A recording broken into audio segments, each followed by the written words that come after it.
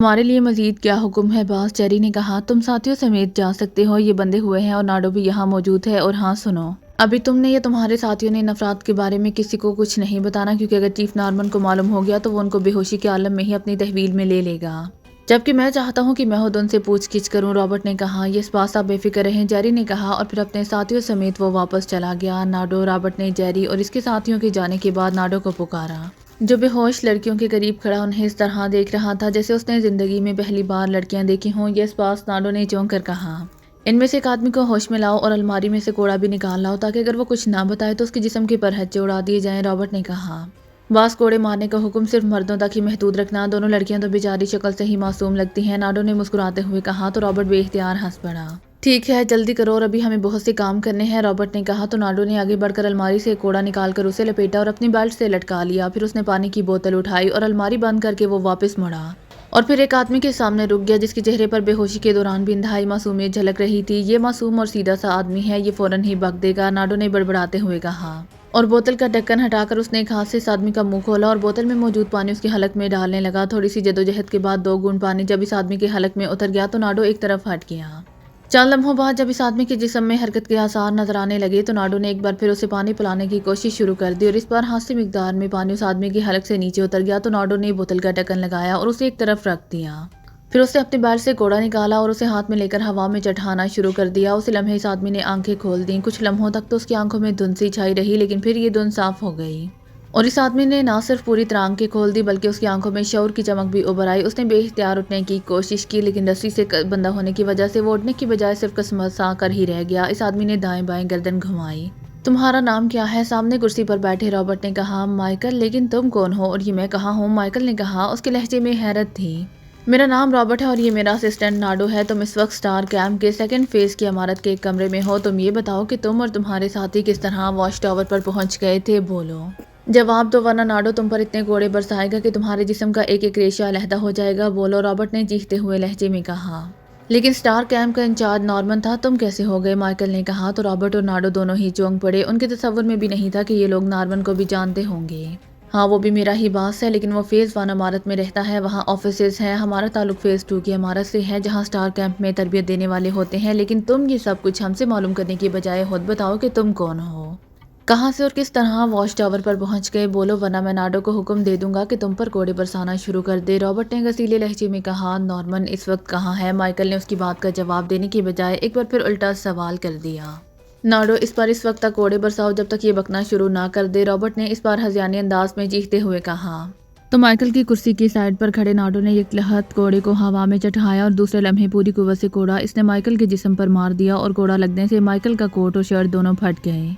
लेकिन रॉबर्ट और नाडो दोनों ये देखकर हैरान रह गए कि कोड़े की इस कदर भरपूर ज़रब के बावजूद इस आदमी के मुंह से हल्की सी सिसकारी भी ना निकली थी। कोड़ा मारने का हुक्म देकर तुमने मॉर्गो चीफ को नाराज कर दिया है। हम मॉर्गो चीफ के हास आदमी हैं, इमरान ने होंठ बेचते हुए कहा। मारो और मारो, ये कोई हास नहीं, गलत लोग हैं, रॉबर्ट ने एक बार फिर हलक के बाल चीखते हुए कहा। और नाडो ने एक बार फिर कोड़ा मारने के लिए उसे हवा में चढ़ाया ही था कि वो आदमी माइकल जो बंधा हुआ था यकलहत फिजा में उछला और इसके साथ ही नाडो जैसे हवा में उड़ता हुआ सीधा कुर्सी पर बैठे रॉबर्ट से पूरी कुव्वत से टकराया और कमरा इन दोनों के हलक से निकलने वाली चीखों से गूंज उठा। इमरान और उसके साथी वॉच टावर के कमरे में मौजूद थे। उन्हें साइमन और उसके साथियों का इंतजार था, क्योंकि उन्होंने ना सिर्फ जीप को बाहर जाते देखा था बल्कि अब वो जीप उन्हें अकब में जाती हुई भी दिखाई दे रही थी। उसका रुख इस तरफ था जहां उन्होंने 7 अफराद को स्टार गन के एक ही फायर से हलाक कर दिया था। इमरान चाहता था कि ये लोग लाशें उठाकर वापस आ जाएं तो फिर वो अपने प्लान पर अमल करे कि अचानक नामानूसी लेकिन इंतहाई तेज बू उसकी नाक से टकराई और उसका जहन तेजी से घूमता चला गया। उसने अपने जहन को कंट्रोल में रखने की बेहद कोशिश की, लेकिन कैमरे के शटर किसी तेजी से उसके जहन पर तारीकी फैलती चली गई और फिर आहिस्ता आहिस्ता ये तारीकी दूर होना शुरू हो गई। और जैसे ही उसका जहन पूरी तरह रोशन हुआ उसने उठने की कोशिश की, लेकिन ये देखकर उसके जहन को झटका सा लगा कि उसका जिस्म रस्सी से बंधा हुआ था। दोनों हाथ बेकब में करके बांधे गए थे। उसने दाएं बाएं देखा तो उसके सारे साथी बेहोशी के आलम में यहाँ मौजूद थे। सामने कुर्सी पर एक आदमी बड़े इत्मीनान भरे अंदाज में बैठा हुआ था, जबकि उसके सामने लेकिन थोड़ा सा साइड पर एक उवी हैकल आदमी हाथ में कोड़े पकड़ा मौजूद था और कोड़े को बार बार हवा में चढ़ा रहा था। सामने बैठे हुए आदमी से उसने नाम पूछा तो इमरान ने अपना नाम माइकल बताया, लेकिन उसके नाखूनों में मौजूद ब्लेड मुसलसल हाथों पर बंधी हुई रस्सी काटने में मसरूफ थे। वो जल्द अज जल्द इस रस्सी से छुटकारा पाना चाहता था। क्योंकि उसे इन दोनों अफराद में सब्र और तहम्मुल की कमी नजर आ रही थी। और वही हुआ कोड़ा बरदार जिसका नाम नाडो लिया गया था, उसने सामने की कुर्सी पर बैठे हुए रॉबर्ट के कहने पर उसे पूरी कुव्वत से कोड़ा मार दिया। और इमरान को एक लम्हे के लिए यूं महसूस हुआ जैसे उसके जिस्म में आग भड़क उठी हो, लेकिन वो बर्दाश्त कर गया। अलबत्ता इस झटके की वजह से वो अपने हाथों के गिर्द मौजूद रस्सी काट लेने में कामयाब हो गया था। अब इमरान को इस गांठ की तलाश थी जिसे खोलकर वो रस्सी खोल सकता था। उसने एक बार फिर सवाल और जवाब शुरू किए, लेकिन रॉबर्ट वाकई बेहद मुश्तिल मिजाज आदमी साबित हुआ। उसने नाडो को एक बार फिर कोड़े बरसाने का हुक्म दे दिया।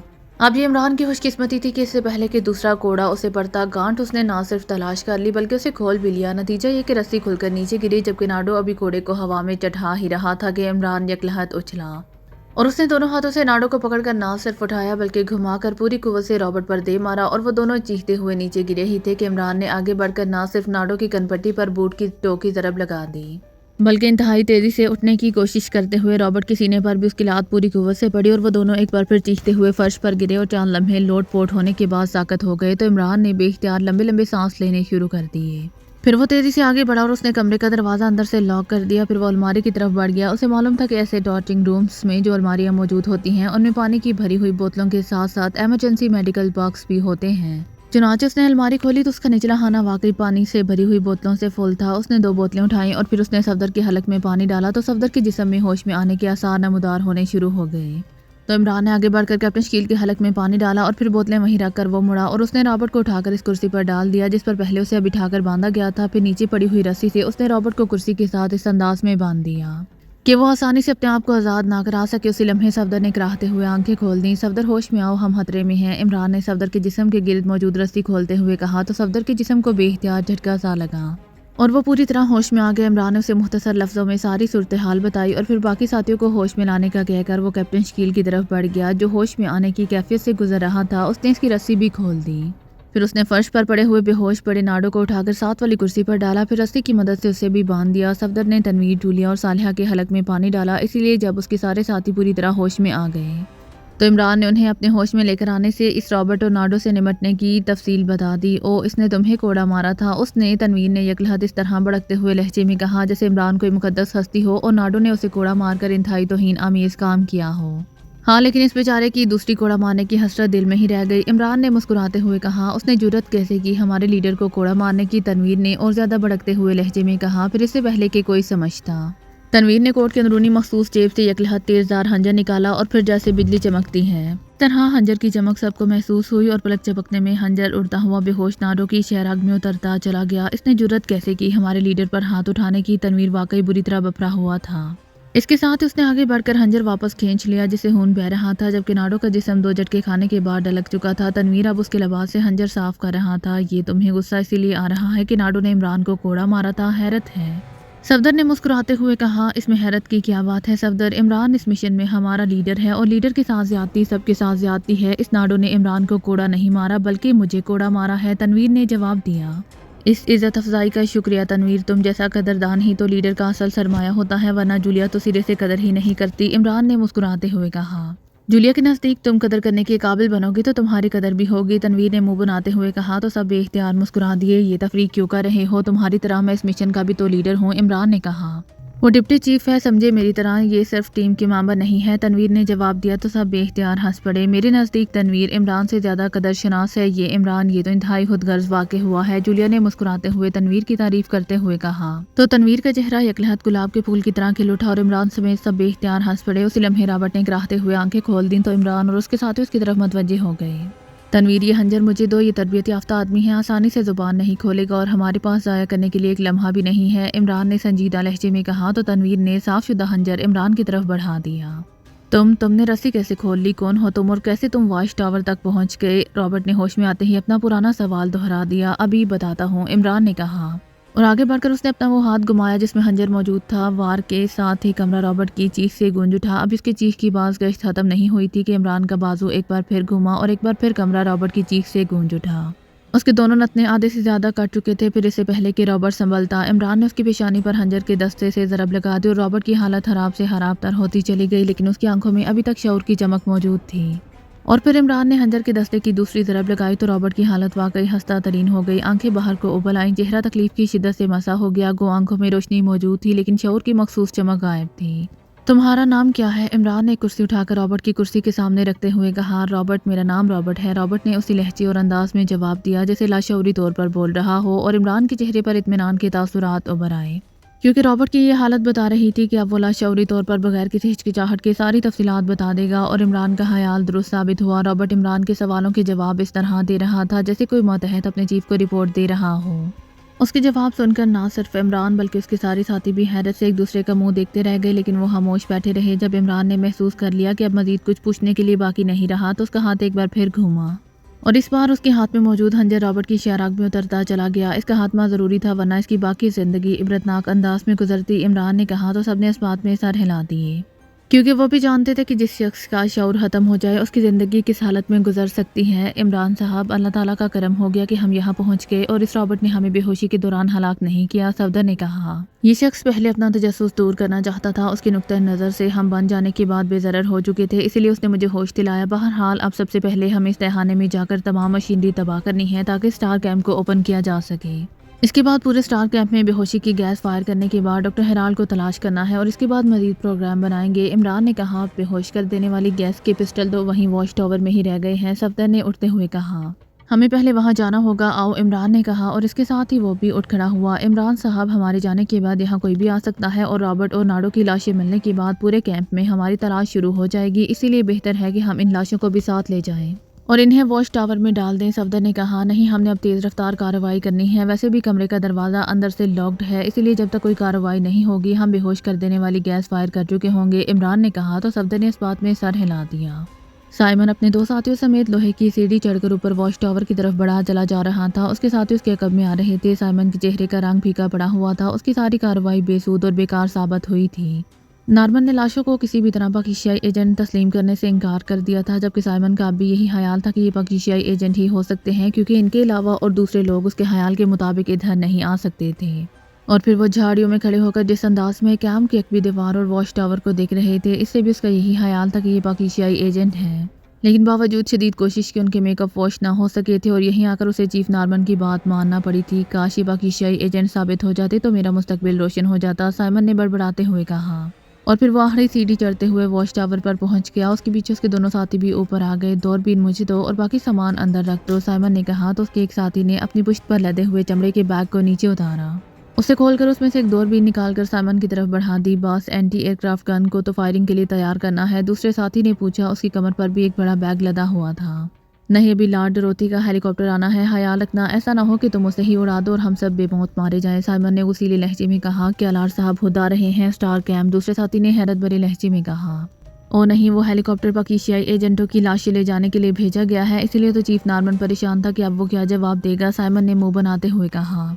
बॉस, मेरा तो ख्याल है कि लाशें भिजवा दी जाएं, हो सकता है कि लॉर्ड साहब के पास कोई ऐसा जदीद तरीन मेकअप वॉशर हो कि जिससे मेकअप वॉश हो जाए, दूसरे साथी ने कहा। क्या क्या कह रहे हो रोनाल्ड? क्या तुम्हारा भी यही ख्याल है कि ये पाकिस्तानी एजेंट है? साइमन ने हैरत भरे लहजे में कहा। इस पास मुझे 100% यकीन है कि आपका अंदाज़ा गलत नहीं हो सकता, रोनाल्ड ने कहा। और फिर तो मुझे लॉर्ड साहब से खुद बात करनी चाहिए, वरना तो लगता है कि चीफ नॉर्मन हाल ही हेलीकॉप्टर वापस भिजवा देगा, साइमन ने कहा और वापस सीढ़ियों की तरफ बढ़ने लगा। क्या हुआ बॉस, आप कहाँ जा रहे हैं? रोनाल्ड ने कहा। मैं अपने ऑफिस जाकर लॉर्ड साहब को कॉल करता हूँ, साइमन ने रुकते हुए कहा। बॉस, ऐसा मत करें, चीफ नॉर्मन को बाईपास करना आप और हम सब के लिए खतरनाक साबित हो सकता है। आप उनसे इसरार करें कि वो लाशें भिजवा दें, रोनाल्ड ने राय देते हुए कहा। और फिर इससे पहले कि साइमन उसकी बात का कोई जवाब देता, साइमन का दूसरा साथी जो कमरे के अंदर चला गया था तेजी से दौड़ता हुआ बाहर आ गया। बॉस, अंदर 2 अजनबी बैग पड़े हैं जिनमें इंतहाई जदीद असलहा है, आने वाले ने तेज लहजे में कहा। तो साइमन और रोनाल्ड दोनों बेइख्तियार उछल पड़े। असलहा? क्या कह रहे हो? कैसा असलहा? क्या मतलब? साइमन ने हैरत भरे लहजे में कहा। बॉस, तो बड़े बैग एक कोने में पड़े हैं, मेरी उन पर नज़र पड़ी है, मैंने उन्हें चेक किया तो इन दोनों में असलहा है, आने वाले ने कहा। रॉजर, क्या कहीं तुम नशे में तो नहीं हो? यहाँ कौन आ सकता है? रोनाल्ड ने गसीले लहजे में कहा। मैं नशे में हूँ या नहीं, तुम्हारी आंखें तो हैं, आओ अंदर आकर देख लो, रॉजर ने भी उसीले लहजे में कहा। तो रोनाल्ड और साइमन दोनों तेजी से दौड़ते हुए कमरे में दाखिल हुए और फिर इस तरह ठटक कर रुक गए जैसे चाबी खत्म हो जाने पर अचानक खिलौने साकत हो जाते हैं। ओ रॉजर ठीक कह रहा है, 2 बैग मौजूद हैं और दोनों बैग अजनबी हैं, इसका मतलब है कि हमारी अदम मौजूदगी में यहाँ कुछ लोग आए हैं, लेकिन वो कहाँ हैं? साइमन ने यकलहत चीखते हुए कहा। वो यहाँ से कहाँ जा सकते हैं बॉस? हर तरफ तो स्क्रीनिंग मशीनें मौजूद हैं, जो भी वॉच टावर से नीचे उतरता फौरन स्क्रीन पर आ जाता, रोनाल्ड ने कहा। फिर ये असलहा से भरे दोनों बैग क्या जादू के हैं? बोलो, साइमन ने उसीले लहजे में चीखते हुए कहा। तो रोनाल्ड के पास इस बात का कोई जवाब नहीं था। उनके पीछे रॉजर भी खामोश खड़ा था, लेकिन उसके चेहरे पर तंजिया तासुरात नुमाया थे। मुझे चीफ को फ़ोन करना होगा, साइमन ने कहा और तेज़ी से आगे बढ़कर उसने मेज़ पर पड़े हुए इंटरकॉम के रिसीवर की तरफ हाथ बढ़ाया ही था कि यकलहत उनके कदमों तले खटका सा हुआ तो वो सब बेइख्तियार उछल पड़े। ये क्या हुआ है? लगता है नीचे कोई है। क्या मतलब हुआ इसका? साइमन ने चीख कर कहा, लेकिन डोनाल्ड और रॉजर दोनों खामोश थे। ज़ाहिर है उनके पास कोई जवाब नहीं था। एक बार फिर खटका हुआ तो वो तीनों एक बार फिर उछल पड़े। ओ वाकई नीचे कोई खुफिया रास्ते में है, आओ मेरे साथ, साइमन ने सरगोशियाना अंदाज में कहा और तेज़ी से मुड़ा। फिर जैसे ही वो दरवाजे से बाहर निकला उसे साइड पर से एक आदमी ज़मीन में मौजूद गटर के दहाने जैसे होल में से ऊपर उठता दिखाई दिया। उसका रुख दूसरी तरफ था। साइमन ने तेज़ी से अपने दोनों साथियों को साइड पर होने और मुंह बंद रखने का इशारा किया। वो आदमी अब होल से निकलकर साइड पर खड़ा था। उसी लम्हे एक दूसरे आदमी का सर निकलता हुआ नजर आया। उसका रुख भी दूसरी तरफ था। शायद सीढ़ियाँ इस अंदाज की थी कि बाहर निकलते हुए रूह अकबी तरफ को हो जाता था। मैंने लोगों को बेहोश करके उनसे पूछगिछ करनी है। यही वो लोग हैं जिनका सामान यहाँ मौजूद है, साइमन ने इंतहाई आहिस्तगी से सरगोशी करते हुए अपने साथियों से कहा और उन दोनों ने इस बात में सर हिला दिए। आओ बैग अंदर ही पड़े होंगे। एक आदमी की आवाज़ सुनाई दी और फिर दो आदमियों के कदमों की आवाज़ें उन्हें अपनी तरफ आती सुनाई दी तो वो तीनों चौकन्ना होकर खड़े हो गए और चंद लम्हों बाद जैसे ही वो दोनों राहदारी से निकलकर कमरे में जाने के लिए मुड़े, साइमन और उसके साथियों ने अचानक इन दोनों आने वालों पर हमला कर दिया और पहला हमला ही इस कदर भरपूर था कि वो दोनों चीखते हुए उछलकर सामने दीवार से टकराए। फिर इनके कदमों के सामने ज़मीन पर दब से गिरे ही थे कि साइमन और उसके साथियों की टांगें हरकत में आईं और इन दोनों के नीचे गिरकर दोबारा उठते हुए जिस्मों पर इन तीनों की लातें पड़ीं तो वो दोनों लोट पोट होते हुए दोबारा दीवार तक लुढ़कते चले गए। लेकिन फिर साइमन और उसके साथियों को समझ ही ना आई कि इन दोनों ने क्या किया और कैसे किया। टांगों की ज़रबात खाकर वो लुढ़कते हुए दीवार की तरफ गए ही थे कि साइमन और उसके साथियों की टांगें एक बार फिर हरकत में आई। उनका ख्याल था कि उन्हें उठने की मोहलत ना दी जाए और पे दर पे ज़रबात से उन्हें यहीं बड़े बड़े बेहोश कर दिया जाए। लेकिन इस बार आने वाले दोनों इस तरह ज़मीन से उछले जैसे अचानक पंप स्प्रिंग खुल जाते हैं और इस तरह इन दोनों के जिस्म अपनी जगह तड़पे और दूसरे लम्हे साइमन को यूँ महसूस हुआ कि उसका जिस्म किसी गेंद में तब्दील होकर पूरी कुव्वत से अकबी दीवार की तरफ जा रहा है।